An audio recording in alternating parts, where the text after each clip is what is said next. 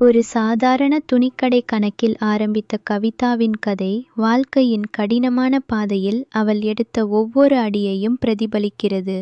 8 வருட திருமண வாழ்க்கை, ஒரு மகன், திடீரென இழந்த கணவர், இவையெல்லாம் அவளை உடைத்து விடவில்லை. மாறாக ஒரு தாயின் பொறுப்பை அவளுக்குள் மேலும் ஆழமாக பதிய வைத்தன. காலை முதல் இரவு வரை ஒரு இடத்தில் துணி விற்றும் இன்னொரு இடத்தில் வீட்டு வேலை பார்த்தும் அவள் உழைத்து கொண்டிருக்கும் காட்சி யாருக்கும் வேதனையாக இருக்கும். இப்படி அவள் கஷ்டப்பட்டு கொண்டிருக்கும் போதே அவளைச் சுற்றியிருந்தவர்கள் அனைவரும் ஒரே விஷயத்தை தான் சொன்னார்கள். கவிதா, உனக்கு இன்னும் வயசு இருக்கு, ஏன் இன்னொரு கல்யாணம் பண்ணிக்கூடாது? உன் பிள்ளைக்கு ஒரு அப்பாவாவது தேவைப்படலாம் என்று பலரும் அறிவுரை கூறினர். ஆனால் கவிதாவின் மனம் மட்டும் அதற்கு உடன்படவில்லை. நாம் ஏன் இன்னொருத்தரை நம்பி வாழணும்? என் கையில் திறமை இருக்கு, வேலை இருக்கு, உழைக்கும் மனம் இருக்கு. இதையே நம்பி நம் பிள்ளையை வளர்த்து நிறுத்தலாம் என்று அவள் நினைத்தாள். அவளின் கண்களில் தன்னம்பிக்கை ஒரு கனலாக எரிந்தது. அவளின் இந்த உறுதியான மனநிலை நாளுக்கு நாள் வலுப்பெற்றது.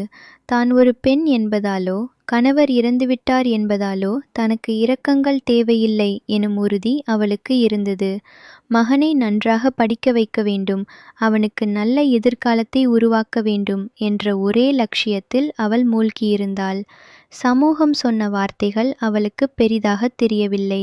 வாழ வேண்டிய வயசு என்கிற வார்த்தைகளுக்கு அவள் காதை மூடிக்கொண்டாள். ஏனென்றால் அவளின் வாழ்க்கை இப்போது அவளின் மகனை சுற்றியே சுழன்றது. இரவு பகல் பாராமல் உழைத்த அவளுக்கு தூக்கமும் ஓய்வும் அதிர்ஷ்டமாக தோன்றின. ஆனாலும் தினமும் காலை எழுந்ததும் மகனின் முகத்தில் புன்னகை பூத்து கிடப்பதை பார்த்தால் அவளின் களைப்பெல்லாம் மாயமாக போய்விடும். அவள் வாழ்க்கை ஒரு போராட்டம். ஆனால் அந்த போராட்டத்தில் அவள் தோற்க மாட்டாள் என்று தன்னைத்தானே சமாதானப்படுத்திக் கொள்வாள். இப்படி அவள் எண்ணிக்கொண்டிருக்கும் வேளையில்தான் அவளின் வாழ்க்கையில் புதிய மாற்றத்தின் காற்று வீசத் தொடங்கியது. அந்த மாற்றத்தின் பெயர் அரவிந்த். அரவிந்த் வந்து சேர்ந்த விதமே தனித்துவமானது. கவிதாவின் அறிமுகமானவர்கள் மூலமாக அவனுக்கு கவிதாவை பற்றி தெரிய வந்தது. 3 வருடங்களுக்கு முன் தனது மனைவியை இழந்த அரவிந்த் இப்போது தன் ஒரே மகனுடன் வாழ்க்கையை நகர்த்தி கொண்டிருந்தான். அவன் தனியார் வங்கியில் வேலை பார்த்து நல்ல சம்பளமும் வாங்கினான். வீட்டு வேலைகள், சமையல், சுத்தம் என அனைத்தையும் அவனே கவனித்து கொண்டான். ஆனால் தன் மகனை பார்த்து கொள்ள ஒரு வயதான பெண்ணை மட்டுமே நம்பியிருந்தான். அவனுக்கு அம்மா அப்பா இருவரும் இல்லை. தனக்கு துணை இல்லாதது ஒரு புறம் இருக்க, தன் மகனுக்கு ஒரு தாயின் அரவணைப்பு தேவை என்ற உணர்வு அவனுக்குள் மிகவும் பலமாக இருந்தது. கவிதாவை முதலில் சந்தித்த போது அரவிந்திற்கு அவளை பிடித்து போனது. அவளின் பேச்சு, அவளின் நடவடிக்கைகள், பொறுப்புணர்வு அனைத்தும் அவனை கவர்ந்தன. இவ்வளவு சிரமத்திற்கு மத்தியிலும் இவள் எப்படி இவ்வளவு தன்னம்பிக்கையாக இருக்கிறாள் என அவன் வியந்தான். ஆனால் அதே நேரத்தில் கவிதாவும் அரவிந்தை பற்றி நினைக்கத் தொடங்கினாள். மனைவி இறந்து 3 வருடமாகிரும் அவன் தன் பிள்ளையை எவ்வளவு அக்கறையுடன் பார்த்து கொள்கிறான் என்பதை அவளால் காண முடிந்தது. அவளுக்குள்ளும் ஒரு புதிய உணர்வு மெதுவாக உருவாகத் தொடங்கியது. இருவரும் சந்தித்து பேசத் தொடங்கியது சாதாரணமாகத்தான். முதலில் அவ்வப்போது சந்தித்து பேசி புன்னகை பரிமாறிக்கொண்டனர். பின்னர் போன் எண்களை பரிமாறிக்கொண்டு அடிக்கடி போனில் பேச ஆரம்பித்தனர். ஒருவேளை கவிதா போன் செய்யவில்லை என்றாலும் அரவிந்தே அவளுக்கு அழைத்து பேசுவான். இந்த உறவு படிப்படியாக வளர்ந்தது. அரவிந்திற்கு கவிதாவின் மீது பிடிப்பு அதிகமாகியது. அவளின் நேர்மறையான எண்ணங்கள், எதிர்காலத்தை பற்றிய அவளின் பார்வை அனைத்தும் அவனுக்கு மிகவும் பிடித்து போயின. கவிதாவும் அரவிந்தை பற்றி நினைத்து பார்க்கும்போது இவர் தனியாக இருந்தும் பிள்ளையை எப்படி பொறுப்பாக பார்த்து கொள்கிறார் என்று அவளுக்கு மனதிற்குள் ஒரு மரியாதை உருவானது. நாட்கள் செல்லச் செல்ல அரவிந்தின் மனதில் ஒரு கேள்வி உதயமானது. நமக்கு ஏன் கவிதாவையே திருமணம் செய்து கொள்ளக்கூடாது? இந்த எண்ணம் அவனுக்கு மிகவும் பிடித்து போனது. அவளின் குணங்கள், அவளின் பிள்ளையிடம் அவள் காட்டும் அன்பு, அவளின் உழைப்பு அனைத்தும் அவன் எதிர்பார்ப்புக்கு ஏற்றதாகவே இருந்தது. தனது மகனுக்கு கவிதா நிச்சயம் ஒரு நல்ல அம்மாவாக இருப்பாள் என்று அவன் உறுதியாக நம்பினான். மேலும் கவிதாவின் மகனுக்கும் தான் ஒரு நல்ல அப்பாவாக இருக்க முடியும் என்றும் எண்ணினான். இந்த எண்ணம் அவனுள் மேலும் வேரூன்றியதும் அவன் கவிதாவிடம் இதை பற்றி பேச முடிவு செய்தான். ஒரு நாள் அரவிந்த் தன் பிறந்த நாளில் கவிதாவை சந்தித்தான். அவர்கள் அருகிலிருந்த கோவிலுக்குச் சென்றனர். கோவிலின் அமைதியான சூழலில் அரவிந்த் கவிதாவின் கைகளை பிடித்து, கவிதா, நம்ம 2 பேரும் கல்யாணம் பண்ணிக்கிறது பத்தி யோசிச்சியா என்று கேட்டான். அவன் குரலில் ஒரு நம்பிக்கையும் பயமும் ஒருங்கே இருந்தது. எனக்கு இந்த மாதிரி எண்ணங்கள் அதிகமா வருது. நம்ம 2 குழந்தைகளுக்கும் நாம ஒன்று சேர்ந்தா நல்லா இருக்கும்.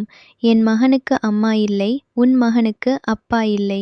நம்ம 2 பேரும் ஒன்று சேர்ந்தா இந்த பிரச்சனைக்கு ஒரு தீர்வு கிடைக்கும் என்று அவன் நிதானமாகச் சொன்னான். இந்த கேள்வியை கேட்டதும் கவிதாவுக்கு ஒரு நிமிடம் அதிர்ச்சியாக இருந்தது.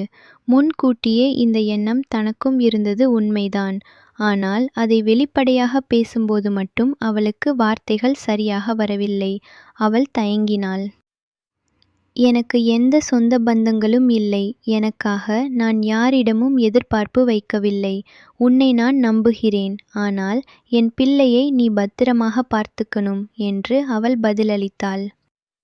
கவிதாவின் வார்த்தைகளில் இருந்த ஒரே கோரிக்கை தன் மகனின் நலன் மட்டுமே. அதை அரவிந்த் உணர்ந்தான். கண்டிப்பா, நான் உன் பிள்ளையை என் பிள்ளையாகவே பார்த்துக்குவேன் என்று அரவிந்த் உறுதியாக கூறினான். இந்த உறுதிமொழி கவிதாவின் மனதில் இருந்த சந்தேகங்களை அகற்றியது. அவளின் வாழ்க்கையில் முதல் முறையாக ஒருவரிடம் தான் பலவீனமாக இருக்க அனுமதித்தாள். இருப்பினும் அவள் தன்னம்பிக்கையை விட்டுவிடவில்லை. என்னிடம் வேலை இருக்கு, உழைப்பு இருக்கு, நான் உன்னை சுமையாக இருக்க மாட்டேன் என்று அவள் தெளிவுபடுத்தினாள். இது அரவிந்திற்கு அவளை பற்றிய மேலும் மதிப்பை அதிகரித்தது. கல்யாணத்திற்கு முன்னதாகவே கவிதாவும் அரவிந்தும் தங்கள் முடிவை தங்கள் பிள்ளைகளிடம் சொல்ல முடிவு செய்தனர். ஆச்சரியப்படும் வகையில் 2 குழந்தைகளும் இதற்கு மகிழ்ச்சியாக சம்மதித்தனர். கவிதாவின் மகனுக்கும் அரவிந்தின் மகனுக்கும் இடையே நட்பு ஏற்படத் தொடங்கியது. அவர்கள் இருவரும் ஒன்றாக விளையாடவும் படிக்கவும் சிரிக்கவும் ஆரம்பித்தனர். இந்த காட்சி கவிதாவிற்கும் அரவிந்திற்கும் மிகவும் மகிழ்ச்சியை அளித்தது. நம்முடைய முடிவு தவறல்ல என அவர்கள் உறுதிப்பட்டனர். கல்யாணம் மிகவும் எளிமையாக நடந்தது. யாருக்கும் தெரியாமல், யாருக்கும் காட்டிக்கொள்ளாமல் கோவிலில் வைத்து இருவரும் திருமணம் செய்து கொண்டனர். அவர்களின் புது வாழ்வு எளிமையாக ஆரம்பித்தது. ஆனால் இந்த திருமணத்தை பற்றி சிலர் பலவிதமாக பேசினர். சிலர் அதை விமர்சித்தனர், சிலர் பாராட்டினர். ஆனால் இவை எதுவும் கவிதா அல்லது அரவிந்தை பாதிக்கவில்லை. தங்களின் மகிழ்ச்சிக்கும் தங்கள் குழந்தைகளின் எதிர்காலத்திற்கும் முக்கியத்துவம் கொடுத்தனர். திருமணத்திற்கு பிறகு கவிதா தன்னுடைய வழக்கமான வேலைகளை தொடர்ந்தாள். ஆனால் இப்போது அவளுக்கு பின்னால் அரவிந்தின் ஆதரவு இருந்தது. அதேபோல் அரவிந்தும் தனது வேலையை சிறப்பாக செய்ய ஆரம்பித்தான். இருவரும் இணைந்து வீட்டு வேலைகளை பகிர்ந்து கொண்டனர். அரவிந்தின் மகனை கவிதா தன் சொந்த பிள்ளையைப் போலவே பார்த்து கொண்டாள். அவனுக்கு உணவு கொடுத்தல், பள்ளிக்கு அனுப்புதல், பாடம் சொல்லிக் கொடுத்தல் என அனைத்தையும் அவளே கவனித்தாள். இந்த செயல்கள் அரவிந்தின் மனதில் நன்றியை உருவாக்கின. காலப்போக்கில் கவிதாவும் அரவிந்தும் ஒரு அழகான குடும்பமாக உருவெடுத்தனர். அவர்கள் சேர்ந்து வெளியிடங்களுக்குச் சென்றனர். குழந்தைகளுடன் பூங்காவுக்குச் செல்வது, சினிமா பார்ப்பது, ஊருக்கு வெளியே சுற்றுலா செல்வது என அவர்களின் வாழ்க்கையில் சிறிய மகிழ்ச்சிகள் நிறைந்தன. குழந்தைகளும் இந்த புதிய வாழ்க்கைக்கு மிக விரைவில் ஏற்றுக்கொண்டனர். கவிதாவும் அரவிந்தும் தங்களின் முந்தைய துன்பங்களை மறந்து புதிய நினைவுகளை உருவாக்கத் தொடங்கினர். காலை எழுந்ததும் ஒருவரையொருவர் பார்த்து புன்னகைப்பது, இரவு உறங்கும் முன் அன்றைய நிகழ்வுகளை பற்றி பேசுவது, இவை அவர்களின் வழக்கமான தினசரியாக மாறியது. எவ்வளவோ பேர் சந்தேகப்பட்டனர். இவர்களால் ஒன்றாக வாழ முடியுமா என்று கேட்டனர். ஆனால் கவிதாவும் அரவிந்தும் அந்த சந்தேகங்களை வெறும் பேச்சாக மாற்றினர். அவர்களின் உறவின் வெற்றிக்கு காரணம் பரஸ்பர மரியாதை மற்றும் புரிதல். கவிதா அரவிந்தின் மனதில் இருந்த வலிகளை புரிந்து கொண்டாள். அரவிந்தும் கவிதாவின் கஷ்டங்களை உணர்ந்தான். ஒருவருக்கொருவர் ஆதரவாக இருந்து குடும்பத்தை முன்னோக்கி நகர்த்தினர். அவர்களின் குழந்தைகளும் இந்த பிணைப்பில் மகிழ்ச்சி அடைந்தனர்.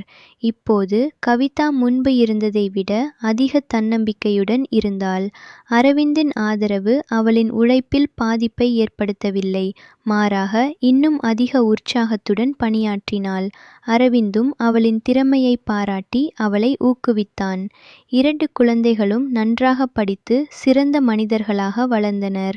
கவிதா அடிக்கடி சொல்லும் ஒரு விஷயம், நாம் யாரையும் நம்பி வாழ வேண்டியதில்லை.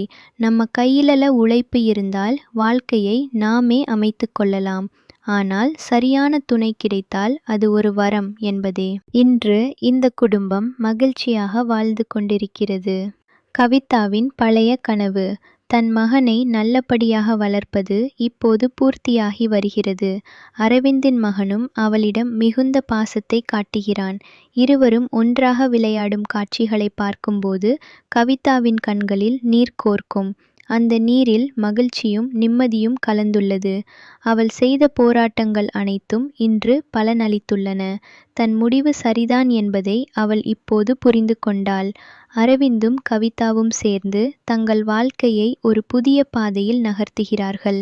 அவர்கள் ஒவ்வொரு நாளும் ஒரு சிறிய மகிழ்ச்சியை தேடுகிறார்கள். ஒன்றாக சமைப்பது, ஒன்றாக திரைப்படங்கள் பார்ப்பது, குழந்தைகளின் விளையாட்டுகளை பார்ப்பது, இவை அவர்களுக்கு மிகவும் பிடித்த விஷயங்களாக மாறின. குடும்பத்தில் எந்த ஒரு பிரச்சனையும் வந்தாலும் இருவரும் அமர்ந்து அதை பற்றி பேசி தீர்வு காண்கிறார்கள். அவர்களின் உறவு வலுவடைகிறது. இந்த கதை துன்பங்களை எதிர்கொண்டும் தன்னம்பிக்கையை விடாமல் வாழ்க்கையில் நல்லவற்றுக்கு வாய்ப்பளித்த கவிதாவின் ஜெயக்கொடியாகும். அவள் வாழ்க்கை நமக்கு ஒரு பாடம். கஷ்டங்கள் தற்காலிகமானவை. நம் முடிவுகளும் நாம் எடுக்கும் அடிகளும் தான் நம் எதிர்காலத்தை தீர்மானிக்கின்றன. அவள் இப்போது அமைதியான மனத்துடன் தன் வாழ்க்கையை அனுபவிக்கிறாள். அரவிந்தும் அவளின் பயணத்தில் ஒரு முக்கிய பங்காளியாக மாறிவிட்டான். இந்த இருவரின் கூட்டணி குழந்தைகளுக்கு ஒரு பாதுகாப்பான கூடாக மாறியுள்ளது. அவர்களின் முன்னாள் தனிமை இப்போது கூட்டு மகிழ்ச்சியாக மாறியிருக்கிறது. இப்படி வாழ்க்கையின் நடுவில் சந்தித்த 2 உடைந்த கதைகள் ஒன்று சேர்ந்து அழகான புதிய கதையாக மாறுவதை பார்த்தோம். ஆனால் இந்த குடும்பத்தின் எதிர்காலத்தில் என்னென்ன சவால்கள் காத்திருக்கின்றன? அவர்கள் இந்த மகிழ்ச்சியான வாழ்க்கையை தக்க வைக்க முடியுமா? சமூகத்தின் பார்வைகளையும் குழந்தைகளின் வளர்ச்சியையும் சமாளிக்க அவர்கள் என்ன செய்வார்கள்? அடுத்த பகுதியில் இவற்றையும் அவர்களின் வாழ்க்கையில் நிகழும் புதிய மாற்றங்களையும் பார்க்கலாம்.